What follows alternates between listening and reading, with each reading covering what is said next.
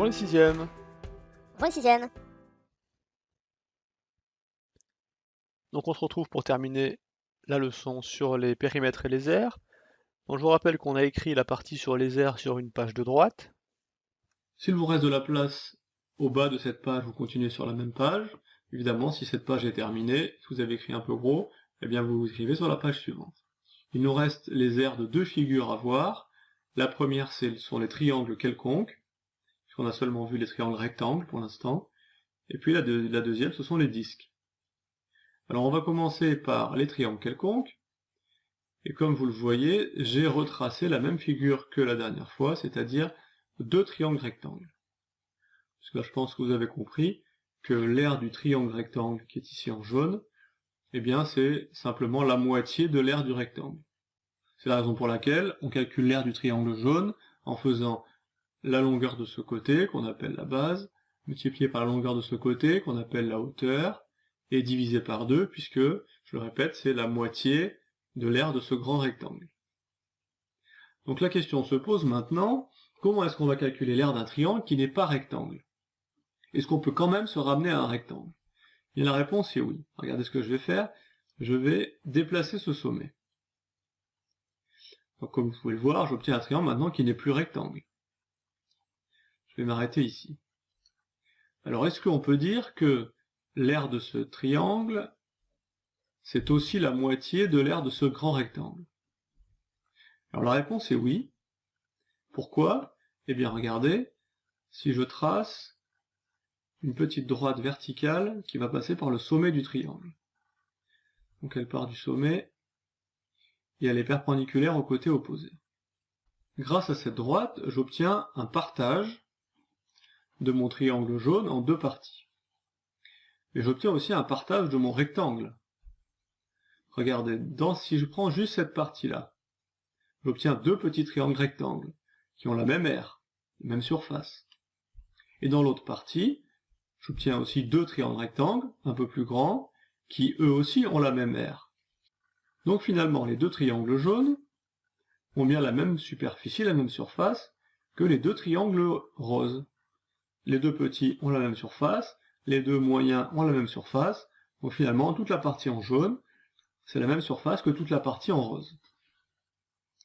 Alors en quoi ça nous aide pour trouver l'aire du triangle ici que j'ai en jaune?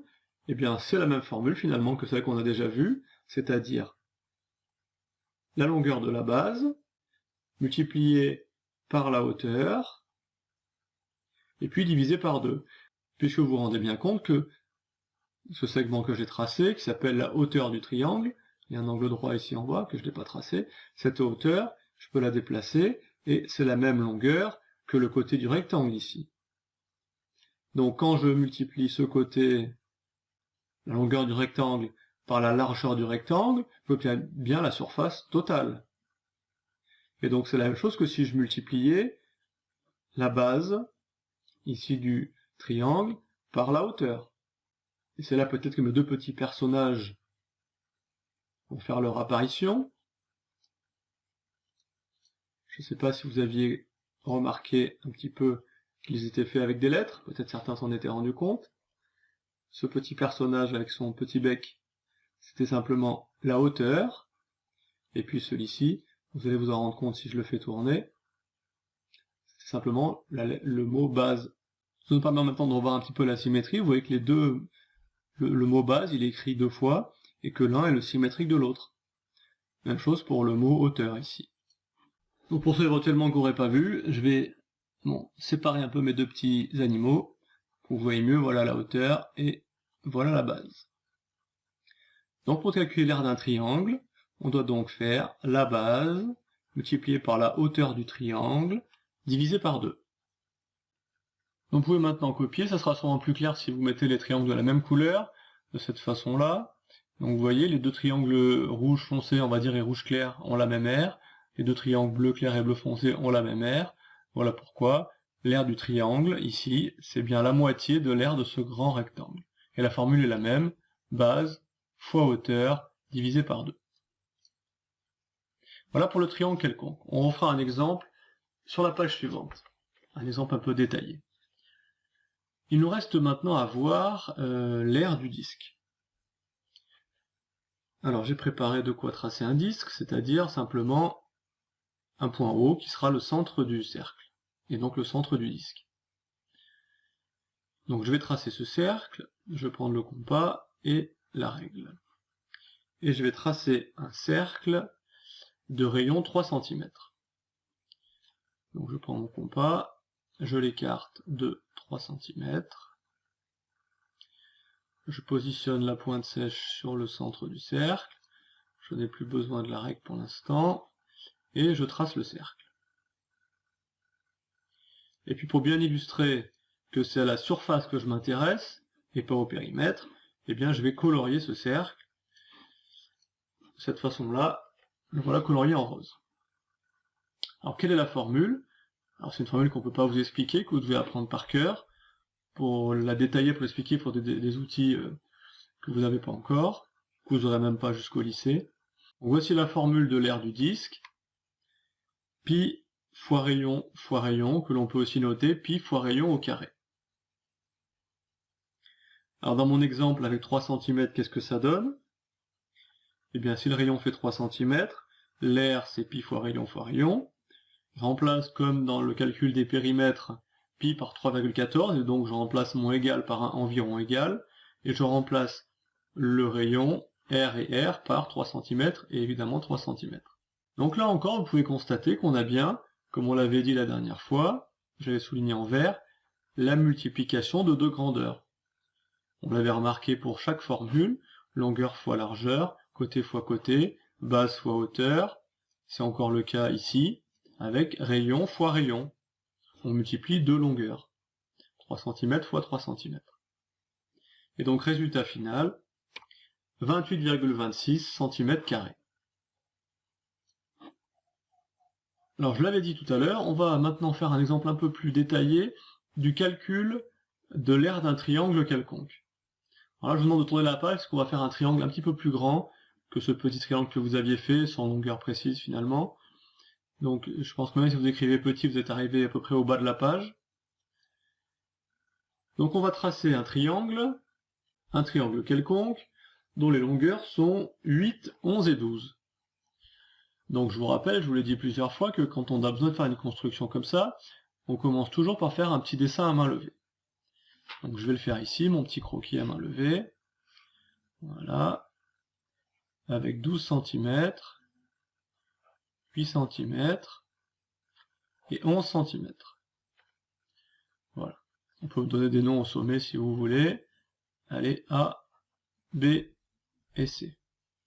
Donc le dessin à main levée étant fait, on va maintenant essayer de le tracer en vraie grandeur. Alors comment on fait? On l'a appris, vous l'avez vu aussi l'année dernière.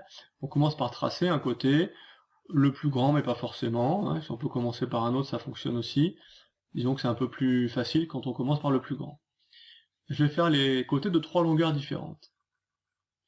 Alors c'est parti, je vais commencer par le côté qui fait 12 cm et je vais le faire en bleu. Donc 12 cm.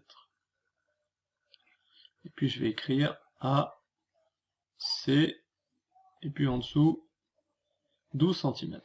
Maintenant il me reste les deux autres côtés, un qui fait 11 et un qui fait 8. Alors on l'a vu ça aussi, il ne faut pas prendre sa règle et dire bon je vais faire comme ça, et puis je vais tracer 11 cm, et puis je vais espérer que le dernier côté fasse 8. Non. Sauf si vous avez vraiment beaucoup de chance, mais dans la plupart des cas, vous trouverez un côté qui ne fera jamais 8 cm. Donc pour être sûr que le côté ici va faire 11 et que en même temps l'autre côté va faire 8, eh bien on utilise le compas. Alors comment on fait? On prend son compas, on l'écarte une première fois de 11 cm. Oh, un peu trop petit, voilà. Donc 11 cm, correspond à 110 sur ma règle. On met la pointe du compas sur le sommet A, et on va tracer au crayon à papier un arc de cercle. Et je vous rappelle que tous les points de cet arc de cercle, qu'est-ce qu'ils ont en commun, tous ces points? Eh bien, ils sont tous à 11 cm de A. C'est la définition des points d'un cercle, de rayon 11 cm. Je vais maintenant aller chercher un écartement de 8 cm. Donc même chose, je pose mon compas sur la règle, je l'écarte de 8 cm, et cette fois, je vais le planter sur le point C. Je vais le retourner pour que ce soit plus facile. Donc je le mets sur le point C, et je trace un arc de cercle qui va couper le premier arc de cercle et me donner un point d'intersection. Et tous les points de ce cercle, je pourrais tracer le cercle en entier, tous les points de ce cercle, ils sont tous à 8 cm de C. Donc la particularité de ce point d'intersection, c'est qu'il est sur cet arc de cercle, donc il est à 11 cm de A, et sur cet arc de cercle, donc il est à 8 cm de C. Donc il fait partie des deux points, puisqu'il y en a un autre qui est situé où? Eh bien de l'autre côté du segment, en dessous. Il fait partie des deux seuls points qui sont en même temps à 11 cm de A, et en même temps à 8 cm de C. Donc je n'ai plus besoin du compas pour l'instant, et je vais donc relier les points A et B, et puis les points B et C. Alors j'avais dit que je ferais des côtés de différentes couleurs, donc c'est ce que je vais faire. On va faire le côté AB en rouge, et puis le côté BC en vert. Et je vous rappelle que notre but, c'est quand même de calculer l'aire du triangle. Donc on va colorier l'intérieur du triangle. Alors quelle est la formule qui nous donne l'aire du triangle? On vient de la voir à l'instant. La formule, c'est base fois hauteur divisé par 2. Je n'ai pas écrit les longueurs des autres côtés, je vais le faire tout de suite.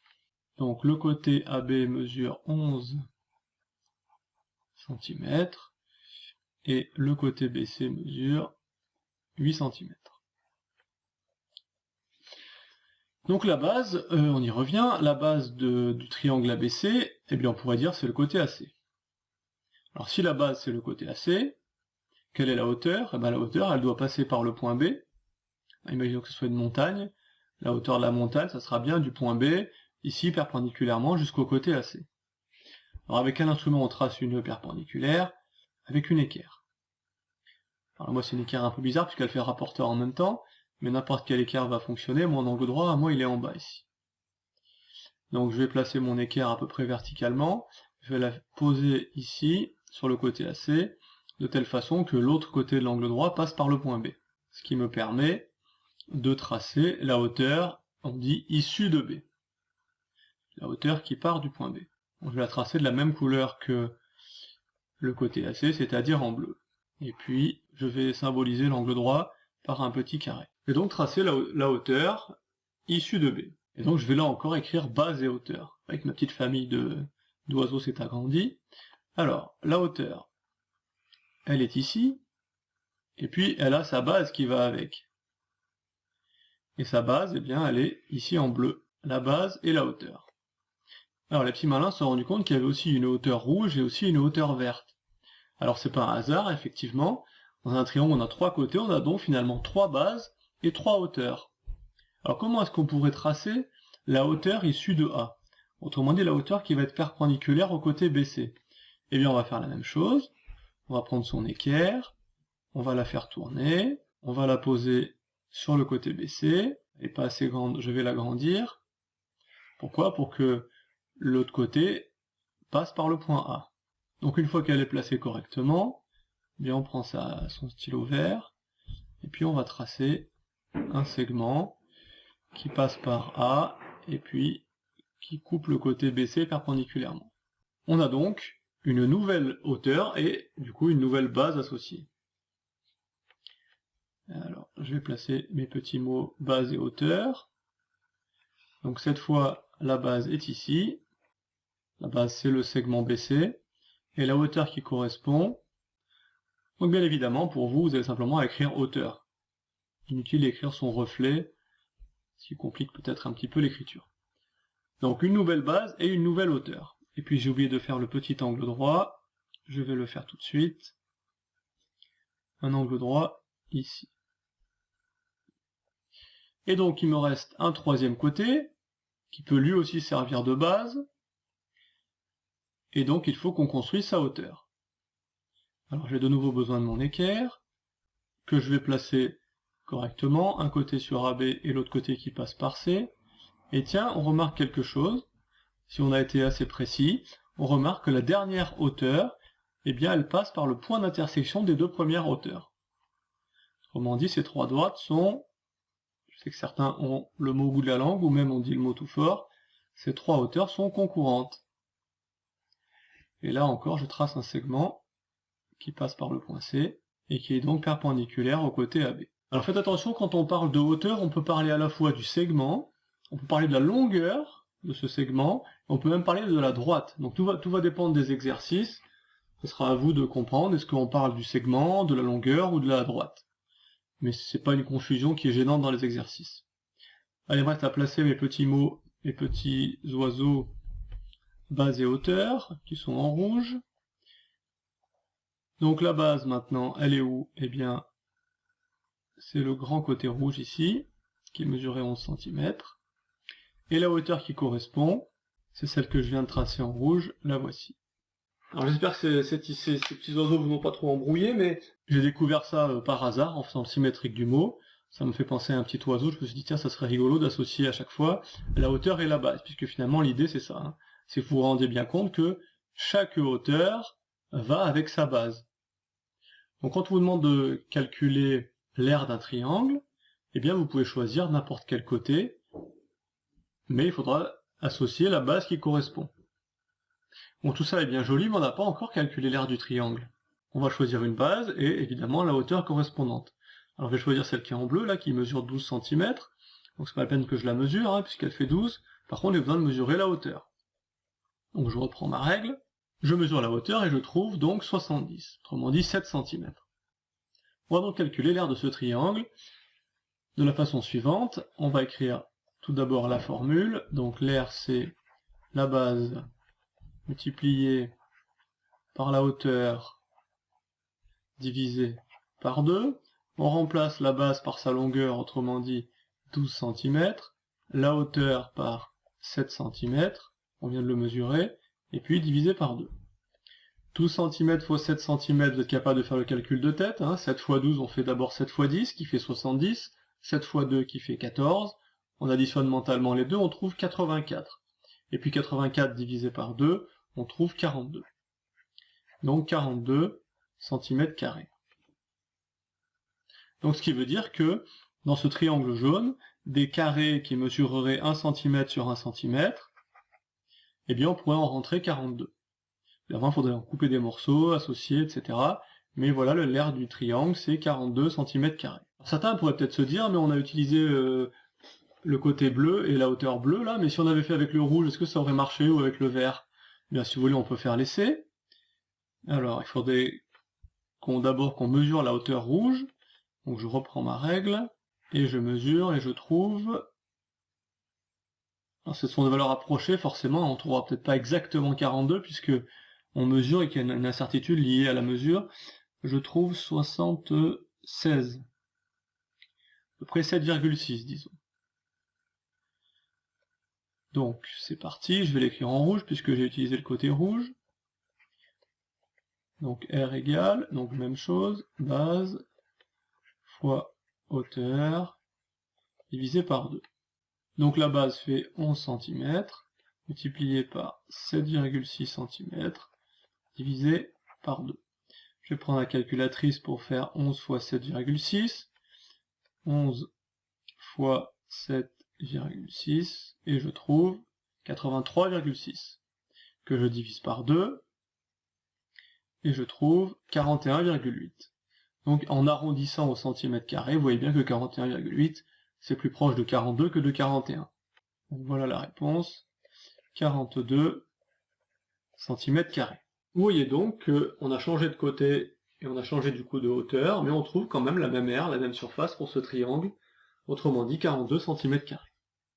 La leçon sur les aires et les périmètres est terminée. Vous avez maintenant tous les outils pour pouvoir reprendre votre livret d'exercices, aux pages 55 et 56, et je vous propose les exercices 1, 2 et 3 de cette page, et puis sur la page suivante, vous êtes capable de faire toute la page, c'est-à-dire compléter les 5 formules ici, qu'on vient de voir dans le cahier de leçon, le carré, le rectangle, le triangle rectangle, le triangle quelconque et le disque, et puis de faire ces exercices 5, 6 et 7.